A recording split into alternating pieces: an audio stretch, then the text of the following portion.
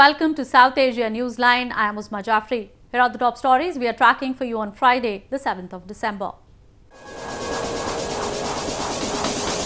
Pakistan's top court extends deadline to conclude corruption cases against Nawaz Sharif.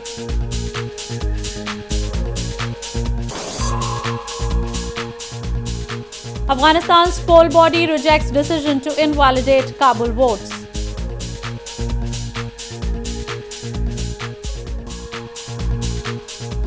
And centuries-old synagogue reopens in southern India.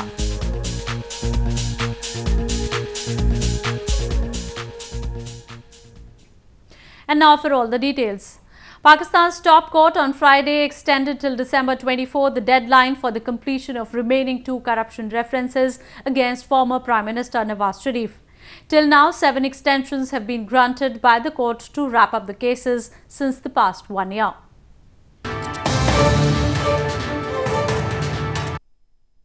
Pakistan Supreme Court on Friday directed an accountability court hearing the remaining 2 corruption references against former Premier Nawaz Sharif and his family to conclude the cases by December 24th. The court directed Sharif's counsel Khwaja Haris to complete his arguments on December 17th and ordered the accountability court to announce a decision in Al Azizia and flagship investment corruption references by December 24th. On November 19th, the top court had directed the accountability court to conclude the Al Azizia case within 3 weeks. Earlier, 7 extensions to wrap up the corruption references initiated by the National Accountability Bureau were granted by the Apex Court. The Supreme Court had initially set a 6-month deadline to conclude a total of 4 corruption references against the Sharif family for owning assets beyond known sources of income. More on news from Pakistan. Director General of Pakistan Army's media wing on Thursday said the army will help the latest US efforts for a political settlement with the Taliban. Washington has long been pushing Islamabad to lean on Taliban leaders, who it says are based in Pakistan, to bring them to the negotiating table for peace in Afghanistan.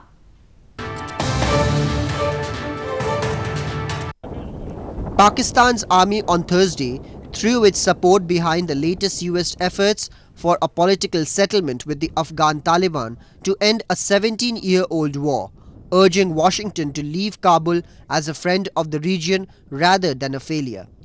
Director General of Pakistan Army's Inter-Services Public Relations or ISPR, Major General Asif Ghafoor, said as much as they can, they will help the US negotiate a political settlement with the Taliban. This came just after the US Special Representative for Afghanistan, Zalmay Khalilzad, concluded a visit to the Pakistani capital, Islamabad. उस तरीके से हम जितना facilitate कर सकते हैं वो करेंगे. फॉरेन ऑफिस इस पे बेहतर जवाब देगा, लेकिन एक अगर सोल्जर होने के हैसियत से भी मैं आपको बताऊं, this political reconciliation must succeed in a way कि जब यूएस इस रीजन को छोड़ता है, वहाँ बहुत तबाही हुई है, उस वहाँ पे रीबिल्ड भी होना है और वो फॉरेन डोनर्स नहीं करना है और अमेरिका उसमें लीड है. We wish that US leaves Afghanistan as friend of the region, not as a failure. Pakistani Prime Minister Imran Khan, who enjoys the support of Pakistan's army, which dominates foreign policy, met Khalilzad earlier in the week and also pledged to support a peace process with the Taliban. Washington has long been pushing Islamabad to lean on Taliban leaders, who it says are based in Pakistan, to bring them to the negotiating table. It often accuses South Asian nation of covertly sheltering Taliban leaders, an accusation Islamabad vehemently denies. In news from Afghanistan, as the US Special Envoy for Afghanistan, Zalmay Khalilzad continues his efforts for brokering talks with the Taliban to end the years-old war in Afghanistan. Some mainstream Afghan political parties on Thursday said they have established independent peace negotiating teams to talk to the Taliban. Afghanistan's mainstream political parties on Thursday said they have established independent peace negotiating teams to talk to the Taliban. Jamiat-e-Islami, the National Islamic Movement of Afghanistan, and Hizb-e-Islami are among the three parties which have created their own separate teams to negotiate with the Taliban. Although last week Afghan President Ashraf Ghani himself offered a peace plan at the Geneva conference, the political parties say their own 7-member peace negotiating team will now meet the Taliban representatives in a foreign country. احزاب طرفدار مذاکرات بین‌الافغانی هستند. طرف‌های بین‌الافغانی سه طرف میتونه باشه. طالبان، طرف دولت و قوت‌های سیاسی که بیرون از دولت هستند. ما هر کاری که میکنیم از مجرای کمیته صلح جمعیت اسلامی افغانستان میشود و تاکید ما به است که حوزه مقاومت یک طرف اصلی در بحث مذاکرات صلح باشد. This comes after President Ghani, in a meeting with the US Special Envoy Zalmay Khalilzad on Thursday, said the joint efforts by the Afghan government and the US will help in bringing peace to Afghanistan. In the meeting, Ghani also appreciated Khalilzad's efforts for Afghan peace. More on news from Afghanistan. The Independent Election Commission of Afghanistan has rejected a decision by the country's electoral complaints on invalidating votes during the parliamentary elections in capital Kabul city. So far, the poll body has announced election results for 20 provinces in the country.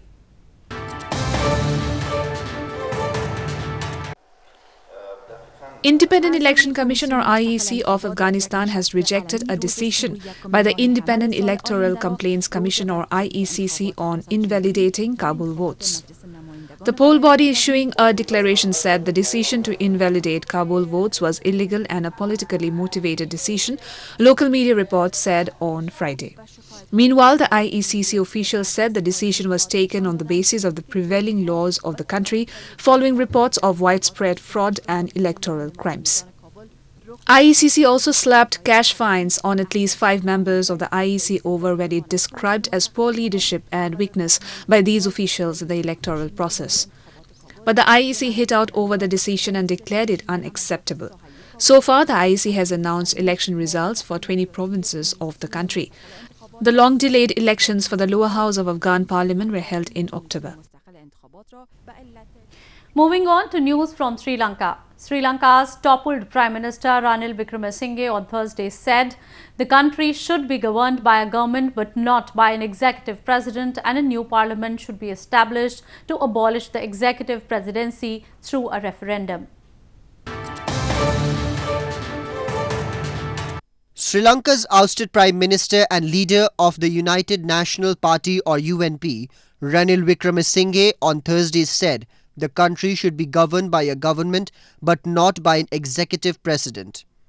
The UNP leader made these remarks during a seminar organized on constitutional coup and the repercussions in the capital city of Colombo, reports suggest. Stressing that a new parliament should be established to abolish the executive presidency through a referendum, Wickremesinghe said the president's power should be pruned further while strengthening independent institutions established through the parliament. His comments came a few days after a Sri Lankan court issued an order preventing controversially appointed Prime Minister Mahinda Rajapaksa from holding office in the country. The island nation is battling with political crisis since President Maithripala Sirisena replaced Wickremesinghe and appointed Mahinda Rajapaksa as Prime Minister in October, and then later issued an order to dissolve the parliament. Scores of Jews from around the world came to India as an 818-year-old synagogue reopened after 46 years on its 450th anniversary on Thursday. Several Israeli nationals also gathered at the synagogue in India's Kochi city to offer prayers and welcome a handwritten copy of the Torah, the holy book of Judaism.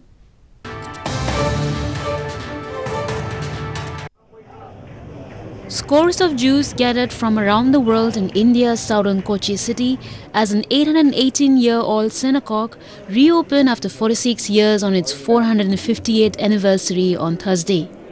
Israeli nationals gathered at the Kaduva Bagam synagogue, offered prayers and sang devotional songs on the occasion. They also took part in a procession welcoming Sefer Torah, a handwritten copy of Torah, the holy book of Judaism, that was brought from Israel on this special day. It's a big celebration because two reasons. One reason, because it's a Hanukkah. Hanukkah, it's a holiday for the hero man, yeah? And another reason that we are very, very happy, because this wonderful place was people here, my parents and all the other here was here, and they was pray here. Now it is a time. Now very few Jews are here. It should be the monument for the Israel and India relationship. And nowadays it is getting more strengthened and strengthened by all means. The synagogue in Kochi was closed for worship in 1972 as many of its members moved to Israel in 1950s and 60s. Fewer than 5,000 Jews remain among India's 1.1 billion people, but the faith has a long history in the secular country, with the first established community believed to have been formed in Kerala in 70 AD. In one of its kind initiatives started in India's northern Srinagar city, some volunteers have turned a wall into a wall of kindness, where people can hang warm clothes to help those in need. The wall has been helping several persons from the underprivileged sections of the society.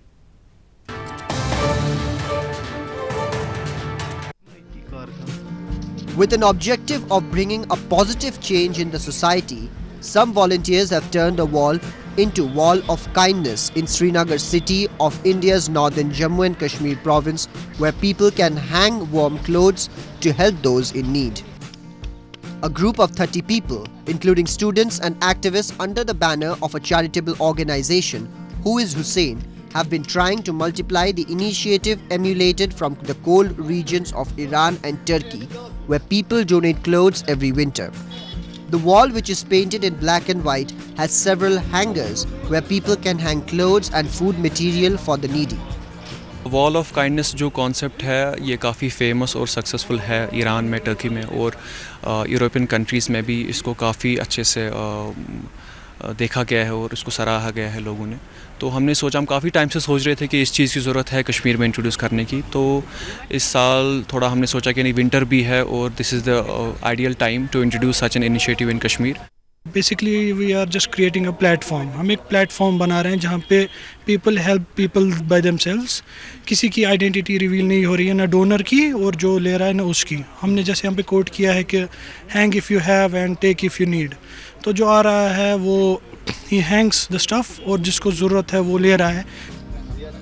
Wall of Kindness was started for the homeless people of Mashhad city in Iran after its economy collapsed following the sanctions imposed by some Western countries.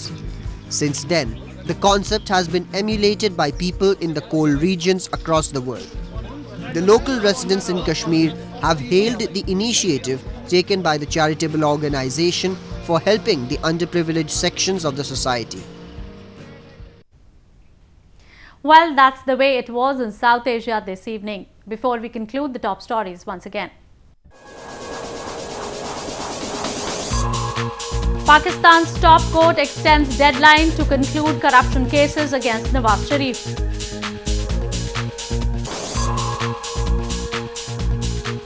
Afghanistan's poll body rejects decision to invalidate Kabul votes.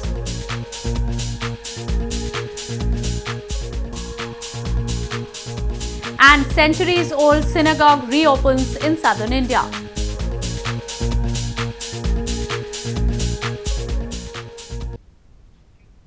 Now our viewers can watch the show on SouthAsiaNewsline.com. You can also visit us on Facebook.com/SAsiaNewsline and follow us on Twitter @SAsiaNewsline. That's all in tonight's edition. We will see you same time next week. Have a great weekend. Good night.